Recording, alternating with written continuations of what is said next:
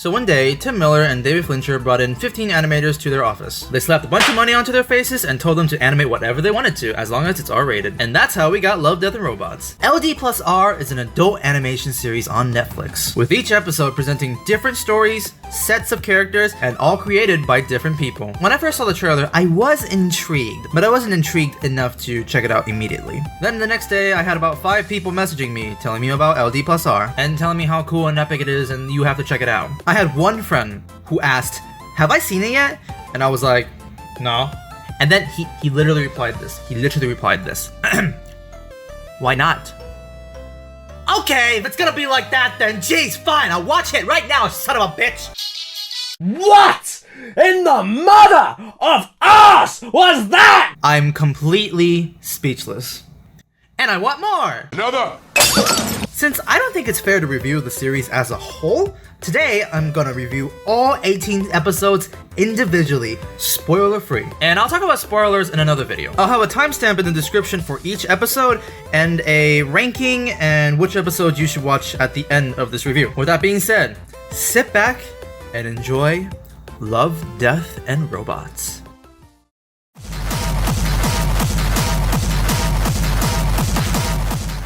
Directed by Dave Wilson, who helped on some visuals for Star Wars and Avengers. Sonnie's Edge is a story about an arena with monsters fighting in it.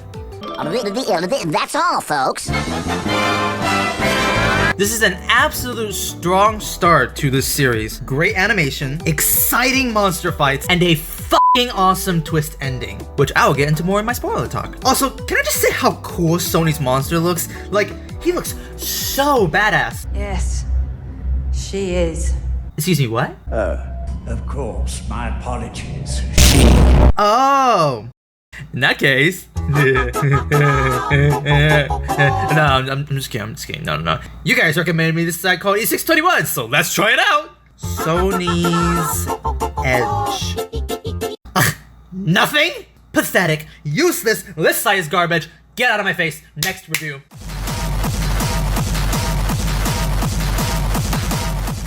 Directed by Victor Maldonado and Alfredo Torres, who helped work on works like Troll Hunters and A Monster's Call. This is a story about 3 robots chatting together and walking around in a post-apocalyptic world,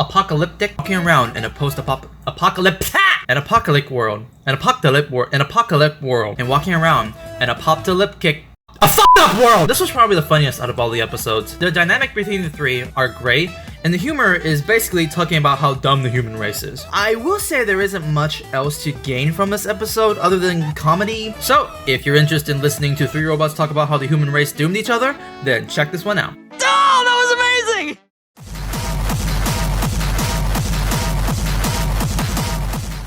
Directed by Alberto Maiogo, who helped create Spider-Verse. Our main character witnessed a murder. That's all, folks. The visual style is so cool and unique. It's like the people behind Spider-Verse made this. To me, the best part about this animation is just how intense it felt. I was holding onto my chair handle so tight by the end. Some people complain about the story, but to me, I felt like the experience was perfect. Phenomenal animation and intense experience. Check it out. I will also talk about this one in spoiler review. May I have your attention, please, bitches?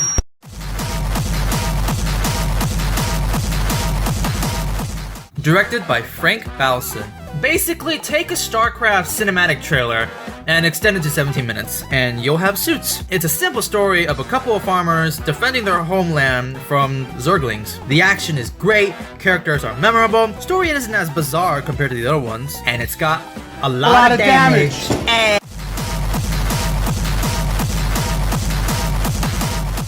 directed by Owen Sullivan, who helped work on a lot of great animated TV shows. Sucker of Souls is an action, thriller, gore fest that didn't leave me too impressed. This is the first episode out of the series that made me feel the R rating was used less of a story or a meaningful way and more of a just, we're gonna show Mortal Kombat fatalities and penises.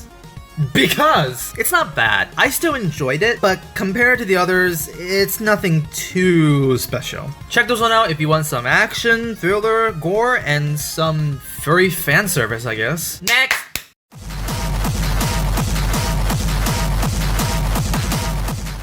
Directed by Victor and Alfredo again? Huh. The story of how a bowl of yogurt took over the world. That's all, folks.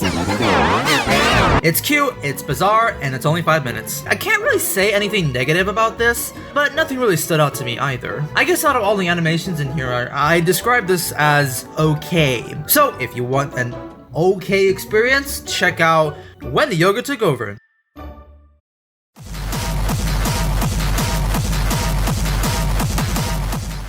Directed by, I am not even gonna try to say these names, who worked on God of War commercial. Alright, let me tell you guys something about Beyond the Aquila Rift. Everybody who talks about this online praises this one very highly. Like, I go into the comments, I go see reviews, and everyone just says, oh my gosh, Beyond the Aquila Rift is just so amazing. Like, the animation, story, everything is just so excellent, and everything I want. Like, it's so good that if all Love, Death, and Robots, the whole entire series was just this episode, then I would just find it that crazy. I cried the ending. Blah, blah, blah. It's basically perfection. So, how do I feel about this animation?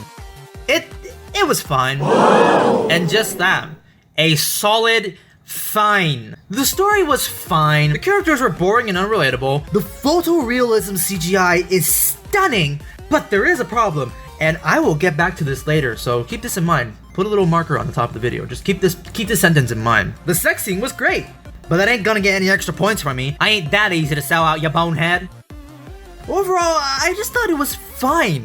I'll get more in-depth in this in my spoiler review, because I know the ending provoked a lot more people, and that was probably one of the reasons as to why they thought this was a masterpiece. But I would still recommend checking this out just for how loved it is and for the visuals. Okay, but seriously, y'all just horny for that HD Mass Effect sex scene.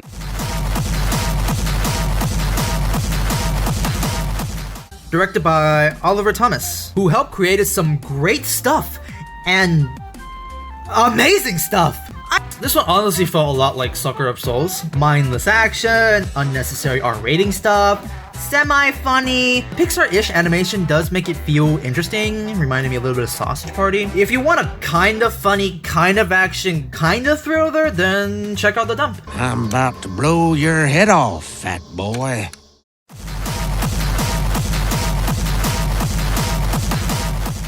Directed by Gabriele Pinicelli, who actually supervised all of Love, Death, and Robots, and worked on lots of DreamWorks stuff. Shapeshifters is a story about two furries joining the army. When is this getting old? The story is really okay. The photorealism is great, but not as great as Beyond the Aquila Rift. It feels like a Resident Evil cutscene. Heck, the main character feels like Chris Redfield. Oh, and I like his buddy too, by the way. Not much else to say. It's fine, I guess. But then they turn into werewolves and start fighting. Oh my gosh! The looks, the action, the gore, the fluffy boy!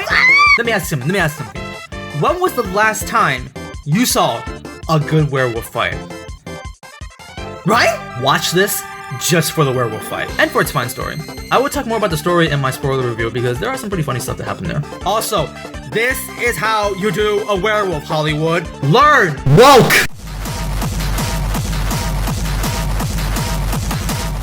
Directed by John Yeo, who helped work on Leviathan Ages. Take the movie Gravity and shorten it to 10 minutes, and you'll have Helping Hand. The one word I'd use to describe this is intense. Straight to the point, intense thriller. I was shivering so hard I thought there was an earthquake. Fantastic visuals. It took me a couple minutes till I realized it was an animation. Check it out for some intense space experience.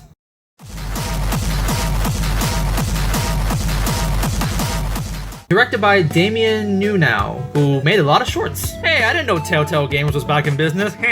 Fish Night is two businessmen looking at a bunch of ghost fish. The visuals are very mesmerizing. And that's about all I have to say. Nothing else really special happens? You could argue the ending might have some meaning, but there really isn't much anything else other than glowy fish in the sky. Check it out for some cool artistic visuals.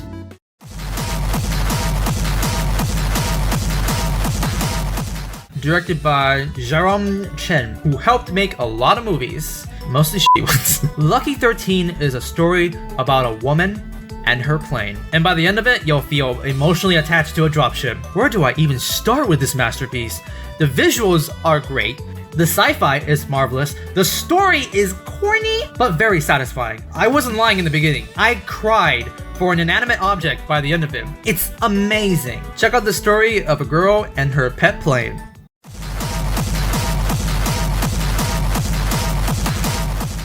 directed by Robert Valley, who made a lot of other shorts, and I highly recommend checking them out. Zima Blue is about an artist and his life story. I mean it when I say this. I think this should win an Oscar. This has easily the best story in LD+R. I was intrigued about Zima's motives and why he does his art the way he does. And by the end of it, it leaves you with a sad but satisfying ending. The art style is very vivid and artistic. I can take any screenshot in this short and use that as my wallpaper. Zima Blue is almost what I call perfection, and I highly recommend it. Also, I will talk more about this in my spoiler review.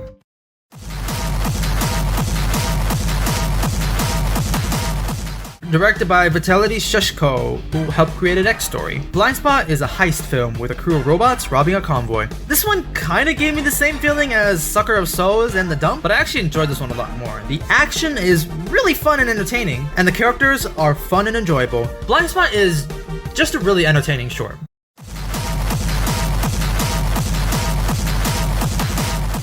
Directed by Tim Miller himself. Ice Age is about two people who, oh my gosh, the quality of this animation is way too real. Oh, never mind, it's real people. This one's got cool visuals.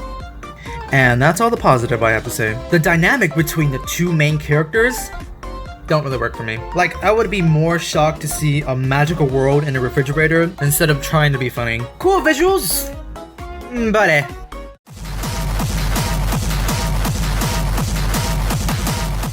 Directed by you two again? Huh, you guys sure like directing the funny stuff in this. Sadly though, this one's probably your worst. Watch Hitler die 6 times!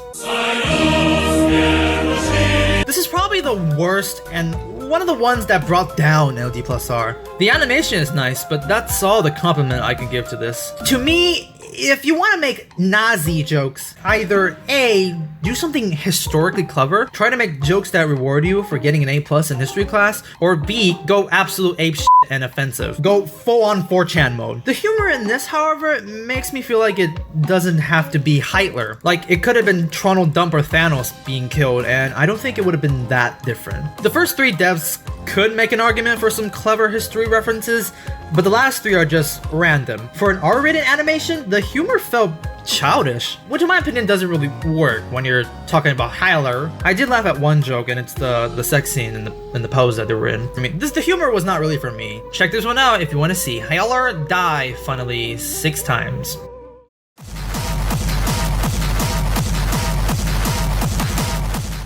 Directed by, oh boy, Istvan Zerikozy, who helped create a bunch of game trailers and cutscenes.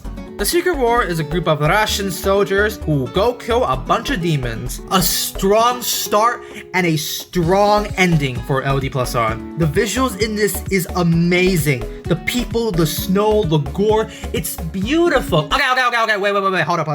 Remember I said the visuals were great and Beyond the Aquila Rift, and I said I had a problem with that? Well, I have heard so many people compliment Beyond the Aquila Rift for its photorealism visuals. I heard people say you can watch Beyond the Aquila Rift just for its visuals, which would be fine if it weren't for, you know, Shapeshifters, Helping Hand, Lucky 13, Secret War, also having photorealism visuals. So if people want to compliment Beyond the Aquila Rift for its visuals, please don't forget the other 4. In fact, I personally like all 4 of these more than Beyond the Aquila Rift. Stop putting it on such a high pedestal. Wake up, sheeple!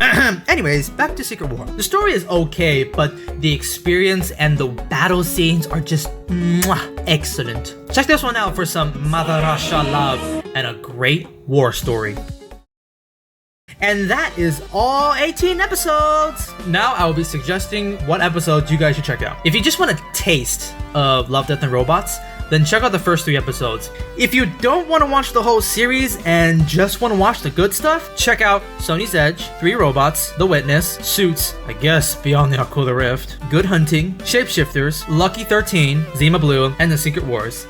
If you really only want to watch the best of the best, check out Sonnie's Edge, The Witness, Lucky 13, Good Hunting, Zima Blue, and The Secret War. And now, on to my SonicHaXD official ranking of Love, Death, and Robots. and you'll be able to see it in my spoiler talk video. Hey, okay, guys, I need a reason for you guys to check out my spoiler review. Come on.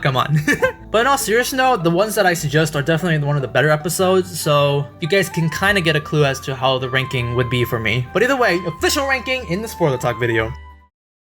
The thing I love about Love, Death, and Robots is that everybody has a different opinion about what they liked and what they disliked. I know people who liked alternate histories, and I know people who disliked The Witness. And that's because this wasn't made by corporate entities that know what the audience want. This was made by talented creators who had ideas, who had an opportunity to create something they wanted. And for this to be animated and R-rated is just a miracle. We don't really get this type of content nowadays, so I really appreciate Netflix for doing this. Check this out if you're a fan of animation. Check this out if you're a fan of ambitious projects. Check out Love, Death, and Robots.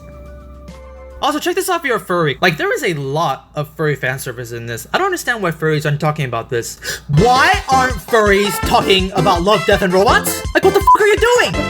What the fuck are you doing?